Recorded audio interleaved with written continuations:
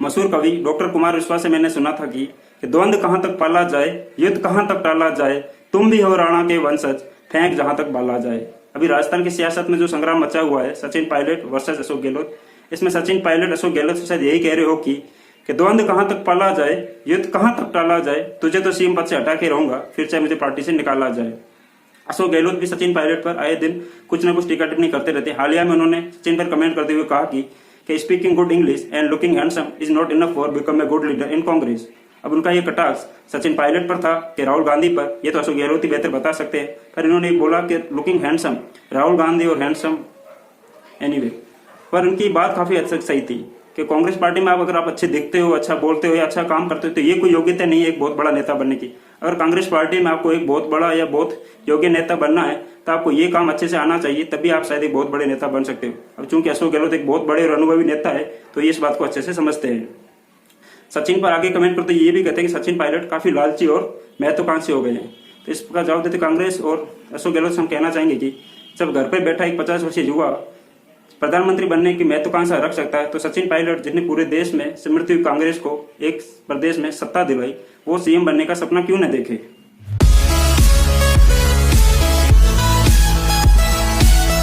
नमस्कार, मैं हूं अहमद राठी और आप देखना शुरू कर चुके हैं एचएम राठी 360 डिग्री। कहते हैं कि राजनीति में कोई भी परमानेंट दोस्त या परमानेंट दुश्मन नहीं होता। अगर बात की जाए पिछले कुछ महीनों की तो राजनीति में इसके बहुत सारे एग्जाम्पल देखे जा सकते हैं।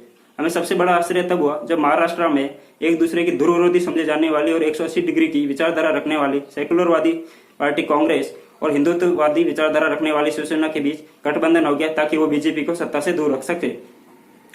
दूसरा, एमपी में 2 महीने पहले ही कांग्रेस के बहुत बड़े नेता ज्योतिरादित्य सिंधिया, जिनके पिताजी माधवराज सिंधिया भी कांग्रेस के बहुत बड़े नेता थे, उन्होंने कांग्रेस का दामन छोड़ के अपने समर्थकों के साथ बीजेपी का दामन थाम लिया और कांग्रेस की सत्ता का भी तख्ता पलट कर दिया।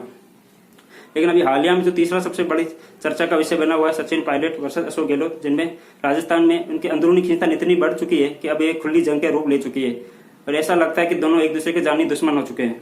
2-3 महीनों से कांग्रेस पार्टी में जो भी हुआ, कांग्रेस आला कमान मतलब राहुल गांधी या गांधी परिवार को सोचना पड़ेगा कि आखिर ऐसा क्यों हुआ, क्यों कांग्रेस पार्टी के इतने बड़े कद्दावर और युवा नेताओं को पार्टी छोड़ के जाना पड़ा या फिर पार्टी से बागी होना पड़ा। क्या पार्टी उनको महत्व नहीं दे पा रही थी या फिर पार्टी उनकी महत्वाकांक्षा पे खरी नहीं उतर पा रही थी या फिर पार्टी ने उनको साइडलाइन कर दिया था। क्योंकि चाहे ज्योतिरादित्य सिंधिया हो या सचिन पायलट, दोनों किसी गली मोहल्ले के छुटपुट नेता तो थे नहीं, या कोई चवनी छाप नेता थे। ये कांग्रेस के बहुत बड़े कद्दावर नेता थे जिनका बहुत बड़ा जनाधार है और इनके बाप दादा भी बहुत बड़े कांग्रेस नेता हुआ करते थे और आज भी इनका जनता में बहुत बड़ा वोट बैंक अपील है।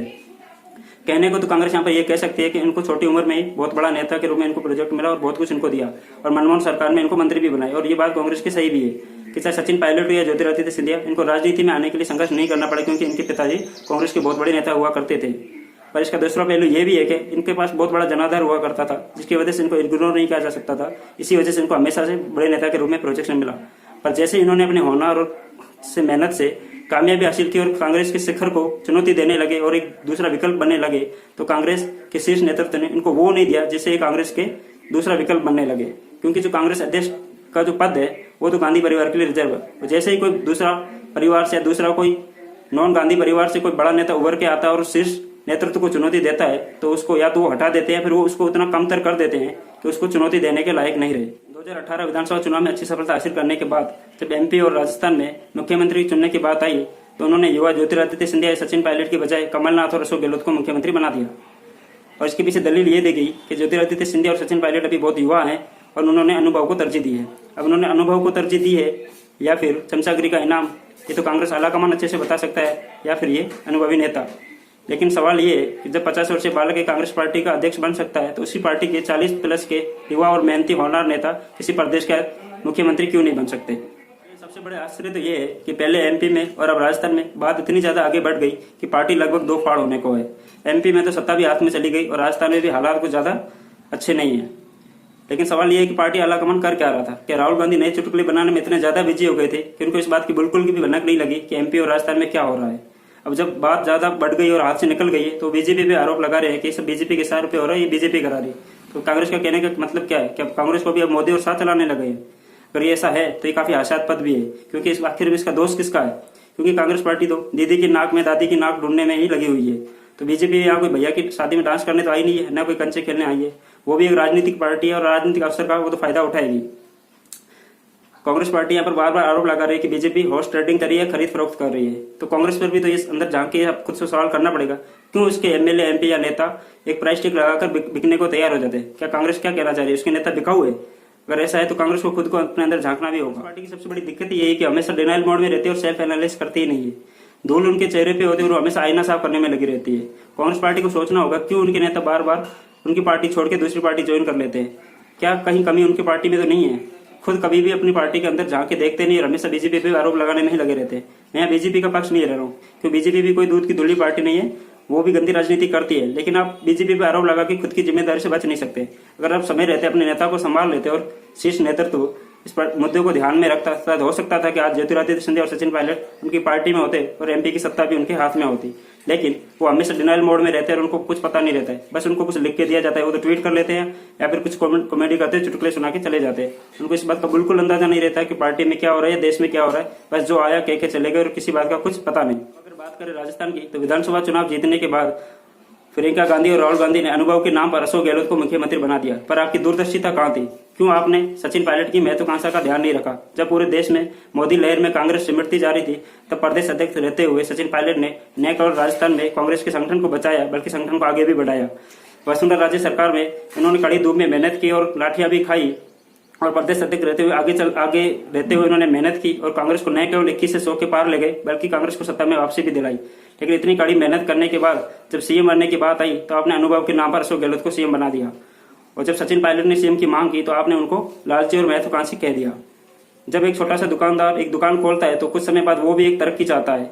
चाहे ठेले वाला हो या रिक्शे वाला हो, कोई भी इंसान हो, अपनी जिंदगी में कुछ समय बाद हमेशा तरक्की चाहता है कि वो पहले से बेहतर हो। जब सचिन पायलट ने इतनी सारी मेहनत करने के बाद अगर वो मुख्यमंत्री बनने की महत्वाकांक्षा रखते तो इसमें क्या गलत था? वैसे भी राजनीति में आपको महत्वाकांक्षी होना चाहिए, वही आपको आगे ले जाती है। जब राहुल गांधी घर में बैठे बैठे एक प्रधानमंत्री बनने की महत्वाकांक्षा रख सकते हैं, तो सचिन पायलट इतनी मेहनत करने के बाद भी अगर सीएम बनने की महत्वाकांक्षा रखते हैं, इसमें क्या गलत है? उनको क्या लगता है कि कांग्रेस पार्टी को कि सीएम पद या पीएम पद का जो भी है वो कांग्रेस राज परिवार के लिए सुरक्षित है, वही तय करेगी कि क्या है। जो जिसकी मेहनत करता है, क्या उसको उसका फल नहीं दिया जाएगा? सचिन पायलट व कांग्रेस आलाकमान मतलब गांधी परिवार के मध्य कितना बड़ा कम्युनिकेशन गैप था, इसका अंदाजा इसी बात से लगाया जा सकता है कि जब सचिन पायलट व अशोक गहलोत के बीच में अंदरूनी खींचतान चल रही थी, तब उन्होंने किसी तरह की समस्या को सुलझाने की कोशिश नहीं की या फिर उनको किसी बात की भनक नहीं थी। लेकिन ये खींचतान जैसे खुली जंग के रूप में तब्दील हो गई और सचिन पायलट खुले रूप से बागी हो गए। तो आनंद फानन में दिल्ली से आलाकमान ने सुरजेवाला, अजय माकन और केसी वेणुगोपाल राव की टीम को जयपुर भेज दिया। वहां पर जयपुर में प्रेस कॉन्फ्रेंस करते हुए अगले दिन सुरजेवाला कहते हैं कि उन्होंने सचिन पायलट को कांग्रेस पार्टी के प्रदेश अध्यक्ष पद से और डिप्टी सीएम पद से हटा दिया है। साथ में विश्वेंद्र सिंह और मीणा को भी मंत्री पद से बर्खास्त कर दिया है। लेकिन जैसे अगले दिन टीवी मीडिया में सचिन पायलट का इंटरव्यू आता है कि वो बीजेपी जाना नहीं चाहते और उनका नया ऐसा कोई इरादा है बीजेपी में जाने का, तो कांग्रेस के मन में और सुरजेवाला के मन में अचानक से एक लड्डू फूट पड़ता है और अचानक से सचिन पायलट का वेलकम करने लगता है। और वो कहते हैं कि प्रेस कॉन्फ्रेंस करके कि अब सचिन पायलट का वेलकम करते वो आना चाहे तो उनका स्वागत है और कांग्रेस आलाकमान के सामने अपनी बात रख सकते हैं। वहां उनकी बात को समझा और सुलझा लिया जाएगा और समस्या का हल निकाला जाएगा।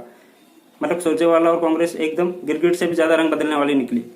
लेकिन सचिन पायलट ने 2-3 दिन तक कोई वापस रिप्लाई नहीं किया। तो अशोक गहलोत ने उस पर कमेंट करते हुए कहते हैं कि सचिन पायलट एक नंबर का निकम्मा और नालायक है और मैं यहाँ का सीएम हूँ, कोई बैंगन बेचने नहीं आया हूँ। अगर यहाँ के सीएम की इस तरह की भाषा है तो कांग्रेस को सोचना पड़ेगा कि कांग्रेस किस दिशा में जा रही है और उसकी क्या दशा होने वाली है।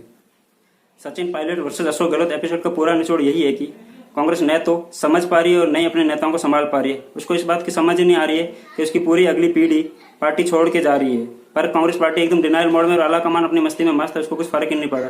अभी तो सिंधिया गए हैं, पायलट गए हैं, पता नहीं अगला नंबर किसका हो।